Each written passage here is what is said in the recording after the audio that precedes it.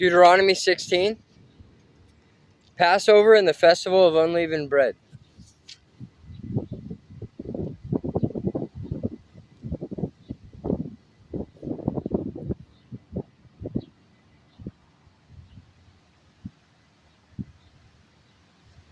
In honor of the Lord your God, celebrate the Passover each year in the early spring, in the month of Abib. For that was the month in which the Lord your God brought you out of Egypt by night.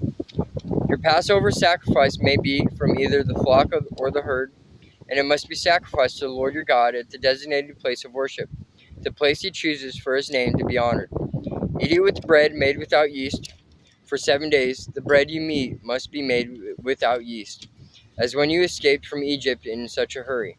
Eat this bread, the bread of suffering, so that as long as you live, you will remember the day you departed from Egypt. Let no yeast be found in any house throughout your land for those 7 days. And when you sacrifice the Passover lamb on the evening of the first day, do not let any of the meat remain until the next morning. You may not sacrifice the Passover in just any of the towns that the Lord your God is giving you. You must offer it only at the designated place of worship, the place the Lord your God chooses for his name to be honored. Sacrifice it there in the evening as the sun goes down on the anniversary of your exodus from Egypt. Roast the lamb and eat it in the place the Lord your God chooses. Then you may go back to your tents the next morning. For the next 6 days you may not eat any bread made with yeast. On the 7th day proclaim another holy day in honor of the Lord your God, and no work may be done on that day. The Festival of Harvest. Count off 7 weeks from when you first begin to cut the grain at the time of harvest. Then celebrate the Festival of Harvest. To honor the Lord your God, bring him a voluntary offering in proportion to the blessings you have received from him.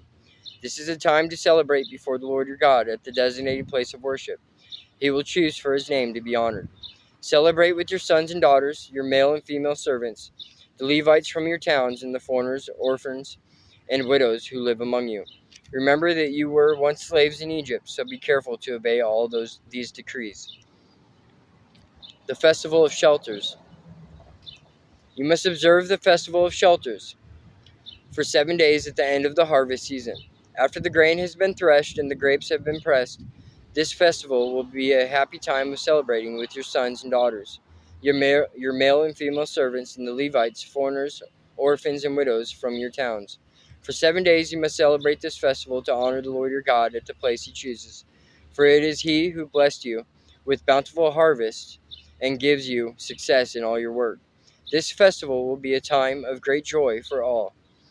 Each year, every man in Israel must celebrate these 3 festivals: the Festival of Unleavened Bread, the Festival of Harvest, and the Festival of Shelters.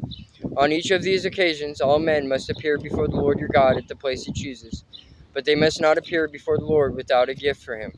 All must give as they are able, according to the blessings given to them by the Lord your God. Justice for the people. Appoint judges and officials for yourselves for each of your tribes in all the towns the Lord your God is giving you. They must judge the people fairly. You must never twist justice or show partiality. Never accept a bribe, for bribes blind the eyes of the wise and corrupt the decisions of the godly. Let true justice prevail, so you may live and occupy the land that the Lord your God is giving you. You must never set up a wooden Asherah pole beside the altar you build for the Lord your God, and never set up sacred pillars for worship, for the Lord your God hates them.